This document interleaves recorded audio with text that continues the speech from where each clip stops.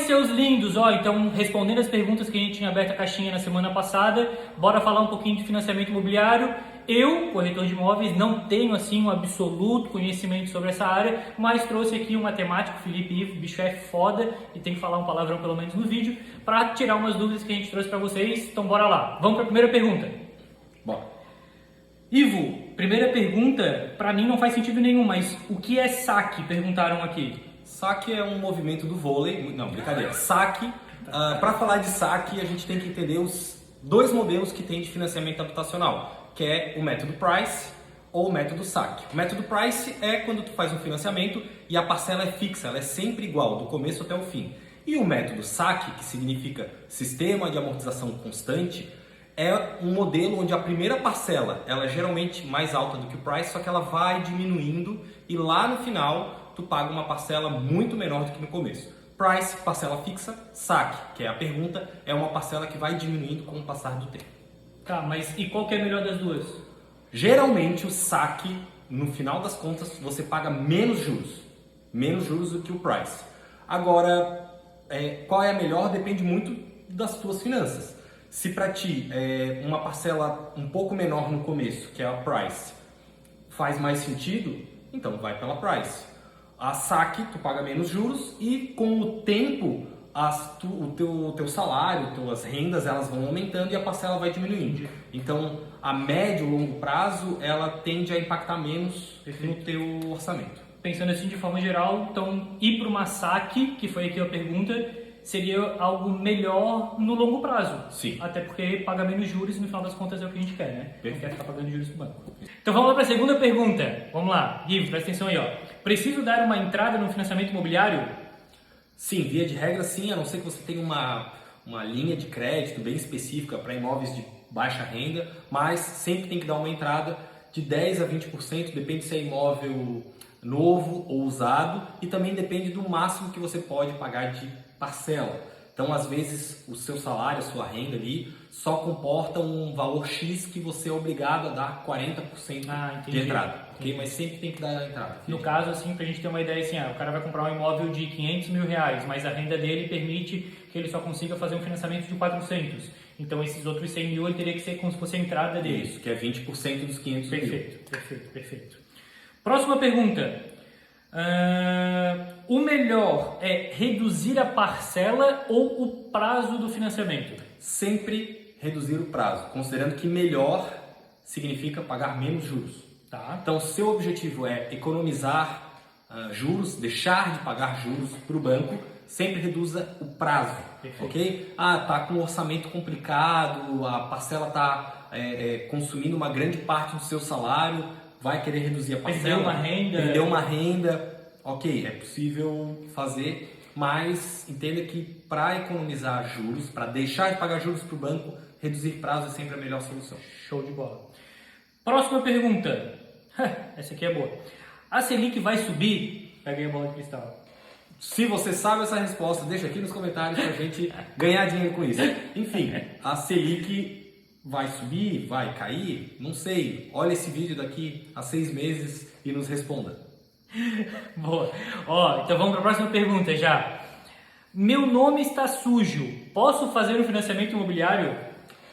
Não vai passar. Como qualquer financiamento, empréstimo, vai aparecer lá uma restrição no seu nome e você vai ter que resolver isso, né? Tem raras exceções, se você tem uma renda muito grande, tem análise de risco, compliance do banco, alguns bancos, depende do relacionamento que você tem com o banco, mas via de regra não faz sentido você adquirir um compromisso financeiro sendo que você não cumpriu outros compromissos financeiros também. Isso aí, enfim, mas o banco se você fala, não, isso aqui está judicializado, você comprova, os bancos têm até como deixar isso de lado, mas é bem exceção.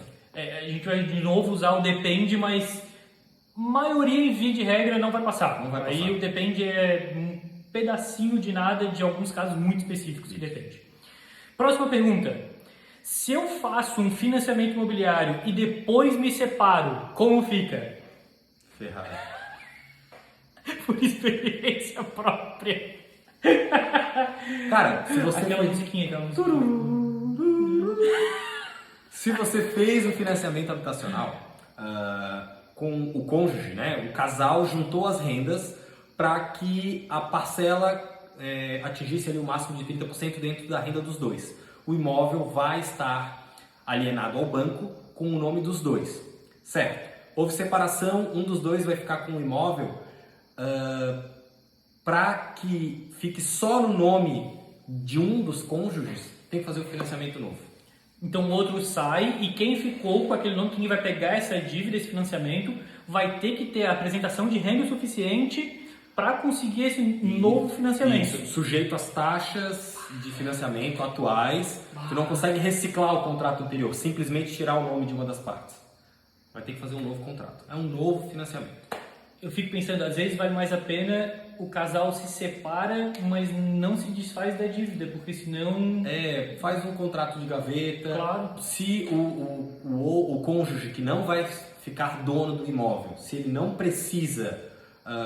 desse capital, ou se ele não precisa financiar, não, ele assim, tu assume as prestações aí, fica no nome dos dois, a gente faz um contrato aqui, e eu não vou financiar nenhum imóvel por enquanto. Sim, ela então, tá pensando em fazer uma nova dívida, né? Isso. Verdade. Agora, se houve uma separação e o casal, o cônjuge que não vai ficar com o imóvel, quer fazer um outro financiamento, a renda desse cônjuge vai estar vinculada àquele financiamento anterior. Claro. Então, via de regra, tem que fazer o financiamento novo. É bucha. Próxima pergunta. E o lance da pausa no financiamento da pandemia? Pô, tu falou bastante disso durante a pandemia, eu lembro disso. Valeu a pena?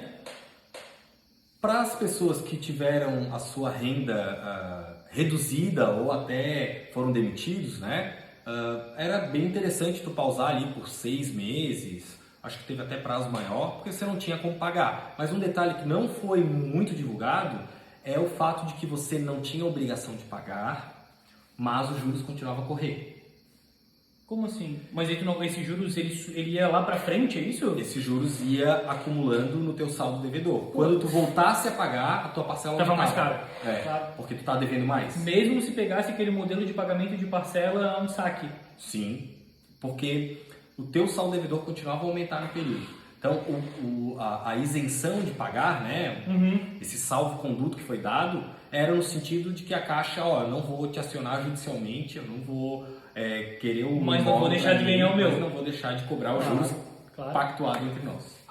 Então, até tem uma calculadora na época da... tu chegou a fazer isso planejado, né? As pessoas poderiam calcular o quanto que ficaria a parcela depois da pausa. E para alguns casos valeu a pena. Sim, se você perdeu o emprego, sim. Uma forma de não ter que arcar com aquele pagamento ali todos os dias ou mensalmente, como estava no contrato. Próxima pergunta. Posso fazer financiamento imobiliário com qualquer banco ou só na Caixa? Antigamente a Caixa reinava sozinha em financiamento habitacional. Hoje, praticamente todos os bancos têm linhas de crédito para isso, né? Um destaque especial para as cooperativas de crédito, tem taxas bem interessantes, tem modalidades saque, price para financiamento, então pode fazer em qualquer banco, só que é muito difícil competir com a Caixa, né? Sim. E principalmente se forem imóveis de baixo valor, que daí tu consegue ainda um subsídio do governo, se for o teu primeiro imóvel, então o banco do governo federal, ele vai ter algumas vantagens, mas... por exemplo, cooperativa de crédito, tu financia, só que tu ganha parte da divisão dos lucros. Lá da cooperativa, né? Sim, então, sim, é possível fazer em outros bancos. Mas a Caixa acaba ainda sendo aí... Sim, primeiro, maioria. Procure primeiro a Caixa. E depois faz a comparação, se fizer sentido para vocês aí nas outras empresas, nos outros bancos, porque aí não dá para falar que tudo é banco, que tem cooperativa e tudo mais, né? Então, Caixa Econômica é referência, mas temos outros também que estão fazendo. Próxima pergunta. Vale a pena financiar para sair do aluguel? Sim. Por quê? A gente teve o livro O Pai Rico e Pai Pobre, que ficou muito difundido aqui na década de 90, nos anos 2000. Robert Kiyosaki, para quem não conhece. Que ele falava que não vale a pena você financiar um imóvel, mas os cálculos que ele apresenta estão muito baseados na realidade americana. Não é o nosso caso aqui, porque a gente tem o banco... a Caixa Econômica Federal, né, que tem subsídios e tudo mais, A sugestão da hipoteca também, isso, financiamento do financiamento. Não é tão comparável. Sim. E hoje é muito fácil, né? Tu entra nesses sites aí, OLX, tu vê quinto andar, tu consegue ver o valor de um aluguel, faz uma simulação no site da Caixa ou no seu banco para ver quanto que dá o teu financiamento e faz a simulação e verifica o valor do aluguel que está pagando por mês, enfim. E compara. Tem um outro detalhe que também é muito importante, que é uma variável que as pessoas não consideram, que é isso, o quanto é importante para você, o quanto te impacta emocionalmente ter o teu imóvel próprio. O desejo, né, aquilo que a gente tem de ter a casa própria, o apartamento, o terreno, seja o que for, em relação não só como um investimento ou como algo comum, como se fosse qualquer bem, não, é a casa, é o desejo, é uma realização de um projeto. Eu não gosto muito de falar que é a realização de um sonho, mas fique para você aí para saber o que você sente tendo o próprio imóvel, o próprio lote, o próprio apartamento, seja como for. Então, nessa hora vem o pessoal que gosta de investir em fundo imobiliário, gosta de fazer aquela comparação que se tu estás comprando um apartamento, um imóvel de 1 milhão, pega esse 1 milhão, investe em fundo imobiliário, com o valor desse investimento tu vai gerar 2 vezes o pagamento do aluguel de uma casa ou de um apartamento de 1 milhão. Isso é muito legal, é lindo, é bacana, só que a gente tem que entender que a maioria das pessoas, assim, maioria mesmo, não tem condições de ter esse valor, esse capital de 1 milhão ali à vista para poder fazer esse investimento no fundo imobiliário. Muitas vezes ela tem condição de comprar um bem de 1 milhão com financiamento no longo prazo, porque a renda que ela tem é possível fazer isso, esse investimento, mas não é que ela tem esse capital ali de imediato para poder fazer um investimento como esse e viver do aluguel ou do que esse fundo imobiliário vai dar de retorno para ela. Então não é uma comparação assim 100% justa. Não caia no conto dessa galera que fala de investimento e tudo mais. Para algumas pessoas é bom isso. Sim, mas é uma exceção, né? É uma exceção, exato. É uma exceção. Enfim, olha para a sua realidade, para as suas condições financeiras e faz o cálculo real do que é possível para você. Perfeito. Próxima pergunta. Os juros são muito altos? Para mim, que tem 1,65, qualquer juros, né, que hoje está acima de 1,70, já é maior do que eu. Mas enfim, os juros, a gente está num momento da economia, não sei o quanto que você está vendo esse vídeo, né? Mas os juros estão cada vez mais aumentando por uma série de motivos. Mas, se tratando de financiamento, as taxas de juros de financiamento, elas são sempre menores do que as outras modalidades de... O normal, digamos assim, o normal. Na prática, você está pagando um juros menor do que de investimentos, que você tem que, geralmente, pagam menos, né? Sim. Mas a questão é que financiamento habitacional sempre envolve cifras muito grandes, dezenas de milhares de reais. Por causa do longo prazo. Isso. Então, você vai financiar um imóvel, não vai financiar 10 mil reais. Não. Financiar 100, 200. Então, o que acontece é que mesmo a taxa anual de juros, aí o pessoal está conseguindo 9, 9,5, até 8,5, dependendo do seu relacionamento com o banco. É uma taxa anual pequena, mas tu está colocando um prazo muito longo, sim, tu está colocando um montante muito grande. Então, o volume de juros pago é muito grande. Por isso que vale a pena tu amortizar o máximo quanto possível. Claro. Na prática, se você cumprir o seu contrato, arrisca e fazer lá nos 30 anos, o juros é alto. Paga 3 imóveis, 3 vezes o valor do imóvel. Financiou 100 mil, tu vai gastar 300. Então vamos para a próxima. Por que a parcela do financiamento diminui? Financiamento habitacional, a modalidade única durante muitos anos no Brasil era SAC, que a gente já falou nesse vídeo. Sistema de amortização constante, ela começa grande e ela vai diminuindo, porque sistema de amortização constante, você sempre está amortizando o mesmo valor. Sim. E cada vez mais você paga menos juros.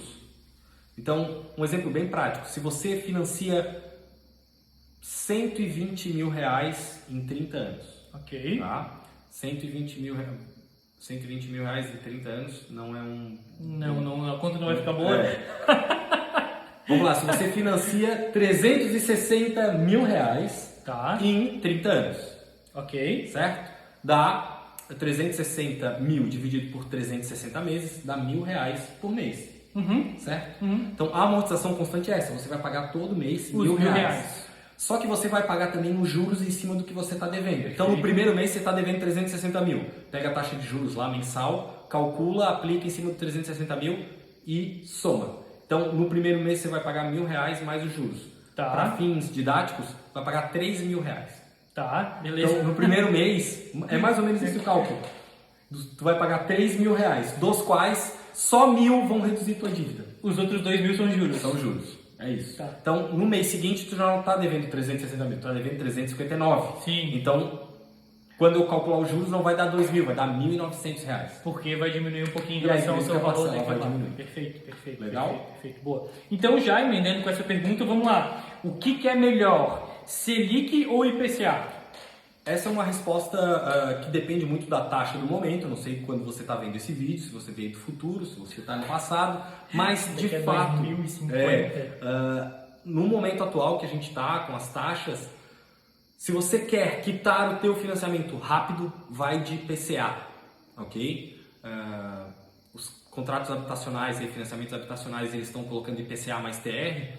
Então, se você tem, vamos lá, um horizonte temporal de quitar o seu financiamento em uns 5 anos, vai de IPCA mais TR, fazendo amortização sempre que possível para quitar ele o mais rápido possível. Se você não tem condições, você vai fazer o financiamento no prazo todo lá dos 30 anos, ou pelo menos 15 anos, se não tem o objetivo de começar a amortizar, vai de Selic. Perfeito. Mas de qualquer forma, mesmo que a pessoa escolha a Selic, se ela fez esse planejamento principal, a princípio de não ter como amortizar, mas se em algum momento entrar um recurso a mais pode e ela quiser fazer um amortizamento, pode amortizar igual. Não muda nada. É mais a estratégia mesmo. Assim. Tá. Já falando em estratégia, veio aqui de alguém que provavelmente gosta de investir. Deixa eu voltar nessa pergunta, tem um detalhe interessante, tá? Tem alguns contratos habitacionais onde você contrata a Selic, o financiamento, ou a TR do IPCA, e ela não fica atualizada com a TR do momento, é a TR da data do contrato. A dela fica travada, né? Fica travada, se tu pegou a TR que estava por anos zerada, agora ela tá subindo. E aí tu contrata um financiamento TR mais IPCA, daqui a 1 ano a TR volta a zerar, tu fica preso naquela TR. Então tem que ter bastante atenção com o contrato. Advogados, coloquem aqui. Os especialistas em financiamento que são advogados, já deixa o contato aí embaixo aí para quem gostar do vídeo aí já compartilhar também com o teu número de telefone de contato, teu arroba, seja o que for aí. Então já emendando uma pergunta na outra, aqui alguém que gosta de investir provavelmente, prefiro investir do que amortizar. Pago poucos juros no financiamento. A gente falou sobre isso ainda há pouco, né? Isso. As pessoas acham que investir R$100 por mês vão deixá-las ricas, né? Tem isso.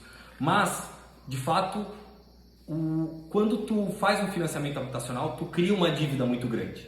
Então, se tu tem um valor para amortizar, vamos pegar esse exemplo aí do 360 mil reais em 30 anos, você vai estar amortizando R$1.000 por mês.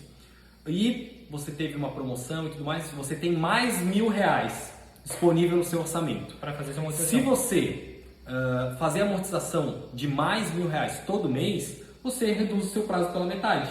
Pronto, beleza? A gente já vem para 15 anos. Isso. E aí os seus juros, a economia de juros que você vai ter é basicamente o valor do teu financiamento. Vamos lá. Se você financia 360 mil reais em 30 anos, você vai pagar quase 3 vezes o valor do 1 milhão e 80 mil. E se tu traz isso para 15 anos, tu vai pagar menos do que a metade. Então, amortizar sempre vale a pena porque a gente está falando de cifras muito grandes. A taxa de juros é menor. Se eu investir, eu consigo uma taxa de juros melhor, né? Uma taxa de juros maior. Só que o seu montante é menor.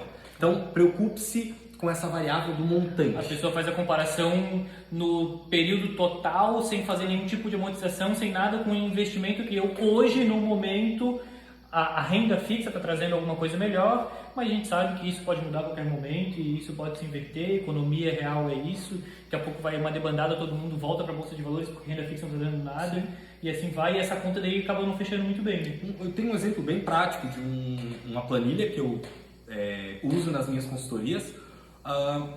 Um casal queria fazer uma amortização de um valor todo mês e eles conseguiram, com essa amortização, uma renda, vou colocar entre aspas, uma renda de 4,5% ao mês. Que produto financeiro hoje dá 4,5% ao mês? Nenhum. Como assim uma renda? Uma renda só da porque amortização? Só... Eles ficavam dando amortização todo mês e o valor que eles economizaram de juros 4,5 ao mês. Lá no final, se eles executarem aquele plano, eles estão executando ainda hoje, mas se eles executarem à risca, no final eles economizaram o equivalente a rendimento de 4,5 ao mês. Mais um pouquinho a Caixa deposita para eles fazer o pagamento.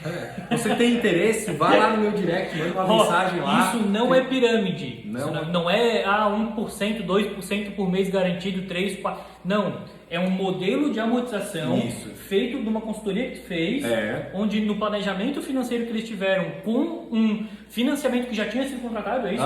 Já estava contratado, eles formularam um plano para amortizar e quitar esse financiamento antes, onde no montante total, no período total desse plano que eles fizeram para amortização, dava para ter uma economia mensal ao ponto de chegar a 4,5% ao mês, menos juros nesse montante total do financiamento. E aí tu termina de pagar o financiamento muito antes do esperado, Olha tu só. libera verba no teu orçamento, porque tu não vai precisar mais pagar aquela prestação.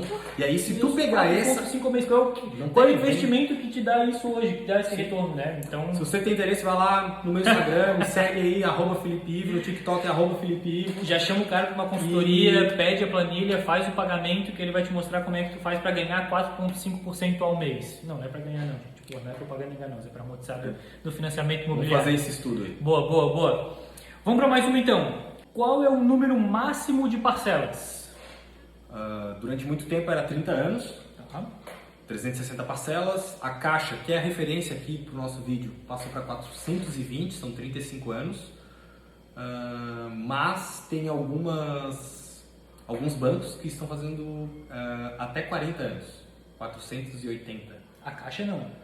Não sei te dizer porque depende da faixa de qual ali a pessoa pode entrar e tal.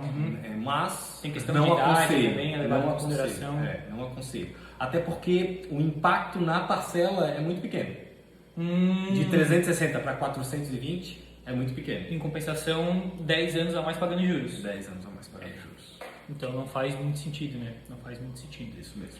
Não, então assim, tem um limite, né? Respondendo a pergunta, tem um limite máximo de parcelas, mas vale a pena dar uma estudada se crescer 10 anos a mais nesse pagamento de parcela, no valor que tu vai pagar ali mensalmente, vale a pena, comparado com o montante total de juros que tu vai pagar nesses 10 anos a mais. Então, e tem gente que fala assim, depois eu refinancio. Aí tu vai estar sujeito à taxa de juros do momento. De novo, tem um contrato novo, exato, não é um negócio tão simples. Né? Não é algo que se faz do dia para a noite. Vamos para a próxima então. Qual a melhor estratégia para quitar o AP? Planejamento financeiro. Né? Essa planilha que eu falei, ela demonstra, em cima do valor que você está se comprometendo a amortizar, ela demonstra quando você vai terminar de pagar, quantos meses você vai reduzir no seu parcelamento, o quanto que você vai economizar de juros e, inclusive, ela mostra em formato de taxa de rendimento, né?